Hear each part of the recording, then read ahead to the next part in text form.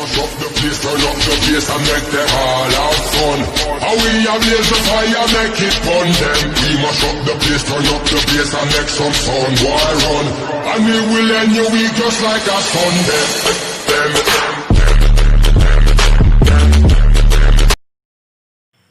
Assalamualaikum warahmatullahi wabarakatuh. Perkenalkan, nama saya Khofifah Hiza Afrida, NPM 1901010042, kelas PAIA semester 3. Baik, di sini saya akan memenuhi tugas UAS saya, yakni membahas materi-materi setelah UTS yang kemarin. Ada beberapa poin yang akan saya jabarkan. Untuk yang pertama, yakni i'jaz Al-Quran. Pengertian mu'jizat. Kata mu'jizat diambil dari kata i'jaz yang berarti melemahkan atau menjadikan tidak mampu. Sedangkan macam-macam mu'jizat, yakni secara garis besar mu'jizat dibagi dua kelompok. Yang pertama, mu'jizat bersifat materi indrawi atau yang tidak kekal, dan mu'jizat immaterial logis.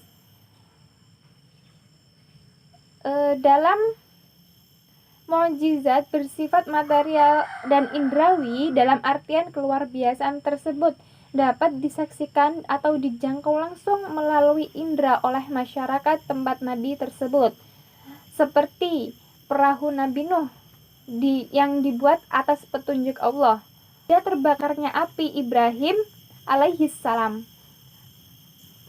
berwujudnya tongkat berubah menjadi ular oleh Nabi Musa alaihissalam, dan segala penyembuhan penyakit yang dilakukan oleh Nabi Isa alaihissalam atas izin Allah.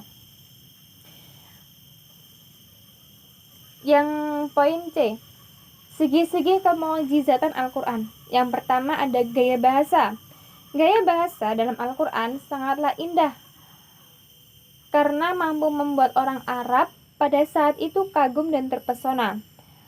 Bahkan tidak hanya orang Muslim, orang kafir pun ketika melihat gaya dalam pengucapan suatu Al-Quran, orang kafir pun sangat kagum dan terpesona.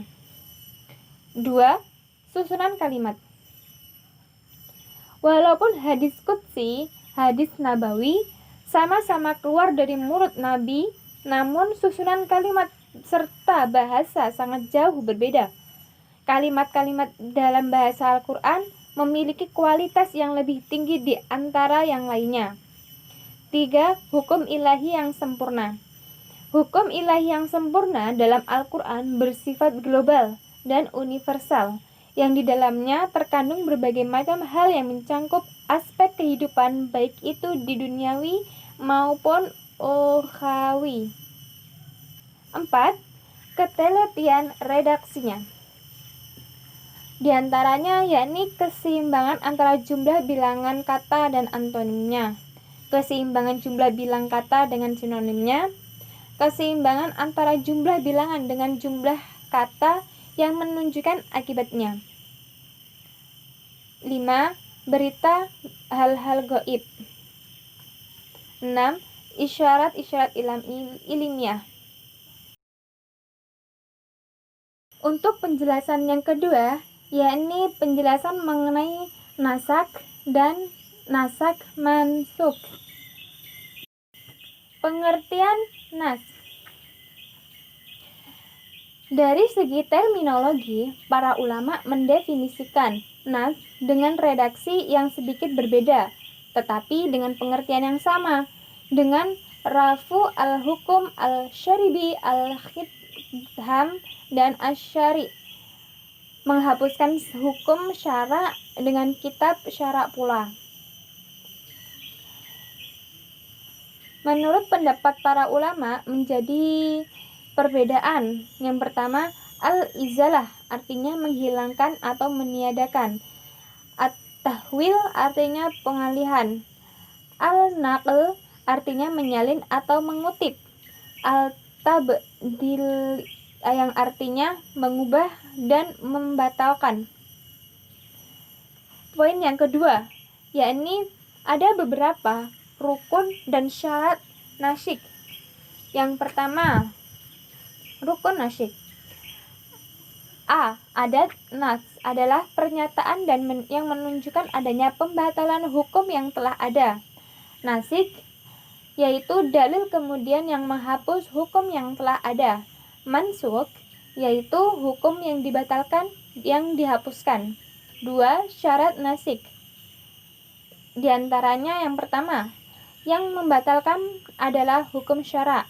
Membatalkan itu datangnya dari tuntunan syara. Pembatalan hukum tidak disebabkan oleh berakhirnya waktu pemberlakuan hukum. Untuk penjelasan yang ketiga, yakni mengenai qisas terdahulu dalam Al-Quran, peranan qisas dalam penafsiran, penggunaan qisas dalam pendidikan. Konsep Al-Quran dalam meningkatkan spiritual anak adalah konsep isyrad atau petunjuk, konsep dialogis, konsep hikmah dan i'tibar, hikmah dan pelajaran, konsep zikra mengingatkan, konsep takhwif dan tahdzir, ancaman. Peraturan kisah Al-Quran syarat dengan mautan edukatif bagi manusia, khususnya pembaca dan pendengarnya. Pengertian qisas dalam Al-Quran menurut referensi yang telah saya baca, pengertian qisas Al-Quran dari segi bahasa al-qisas berupa bentuk jamak dari kata qisas yang berarti mengikuti jejak atau menelusuri bekas atau cerita serta kisah. Dari segi istilah, kisah berarti berita-berita mengenai suatu permasalahan dalam masa-masa yang saling berurut-urut. Qisas Al-Quran adalah pemberitaan mengenai ihwal umat yang telah lalu. Untuk pembahasan yang selanjutnya, yakni pengertian amsal Al-Quran. Menurut istilah Abu Abdillah Al-Bakr Ibadis telah membagi asmal menjadi 4 bagian. Yang pertama, menguraikan apa yang terjadinya tidak indrawi menjadi dapat disentuh oleh panca indera. 2. Melepaskan apa yang tadinya tidak termakan oleh akal menjadi dapat diterima oleh akal. 3. Melepaskan apa yang tadinya tidak dapat dilakukan orang menjadi suatu yang biasa. 4. Menguraikan apa yang tadinya bersifat tidak kuat menjadi sesuatu yang mempunyai kekuatan. Asmal muwarrahah dan asmal karimah, yakni dibagi oleh beliau Al-Suyuti, antaranya yakni asmal musyarahah, yaitu amsal yang di dalamnya dijelaskan lafaz-lafaz matsal atau sesuatu yang menunjukkan tasbih. Asmal yang mempergunakan ini disebut juga asmal zahirah atau terang. Yang 2, asmal kaminah, yaitu amsal yang tidak dinyatakan atau ditegaskan di dalamnya lafaz matsal. Akan tetapi, amsal ini menunjukkan makna yang indah, simpel, logis, bersifat universal, serta menunjukkan perumpamaan. Bentuk-bentuk amsal Al-Quran di dalam penyimpanan pesan-pesan ilahiyah ada 3. Yang pertama, tashbih, istiarah, gambaran, dan kisah.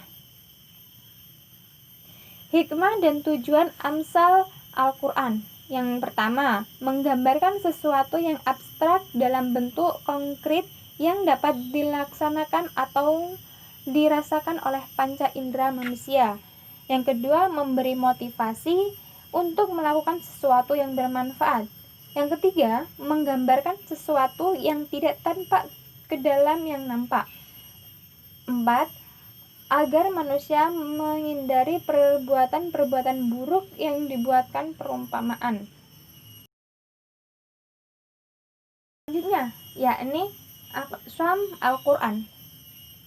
Menurut bahasa, aqsam merupakan lafaz jamak dari kata qasam. Sighat asli qasam itu berasal dari fiil aqsamu yang mempunyai satu makna, yaitu sumpah. Menurut Hazim Fathal Rawi, qasam berarti sesuatu yang dikemukakan untuk menguatkan sesuatu yang dikehendaki oleh bersumpah, baik untuk memastikan atau mengingkari sesuatu. Secara garis besar, aqsam Al-Quran terbagi menjadi dua jenis. Yang pertama, qasam zohir atau sahir. Qasam itu terdiri sendiri bertujuan untuk mempertegas dan memperkuat berita yang sampai kepada pendengar agar keraguan, kesalahpahaman, bias hilang dan tegaklah hujah yang disampaikan. Untuk pembahasan yang selanjutnya, yakni pengertian tentang jadal. Jadal adalah saling bertukar pikiran atau pendapat dengan jalan masing-masing, berusaha berargumen dalam rangka untuk menenangkan pikiran atau pendapatnya dalam suatu perdebatan yang sengit. Macam-macam jadal dalam Al-Quran. Yang pertama, menyebutkan ayat-ayat kauniyah yang disertai perintah melakukan, perintah dan pemikiran untuk dijadikan dalil bagi penetapan dasar-dasar kaidahnya. Yang kedua, membantah pendapat para penantang dan lawan, serta mematahkan argumentasi mereka. 3. Membatalkan pendapat lawan dan membuktikan kebenaran kebalikan.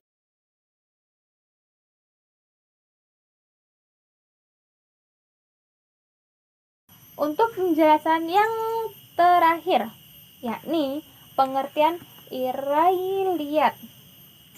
Dari segi etimologis, kata Israiliyat adalah bentuk jamak dari kata Israiliyah, yakni bentuk kata yang dinisbatkan pada kata Israel yang berasal dari bahasa Ibrani, Isra yang berarti hamba dan il yang bermakna Tuhan. Para ulama pada umumnya mengklarifikasikan Israiliyat dalam 3 bagian. Yang pertama, Israiliyat yang sejalan dengan Islam. 2. Israiliyat yang tidak sejalan dengan Islam. 3. Israiliyat yang tidak masuk bagian pertama dan kedua. Dari sudut pandangnya ada beberapa, yaitu yang pertama, sudut pandang kualitas sanad.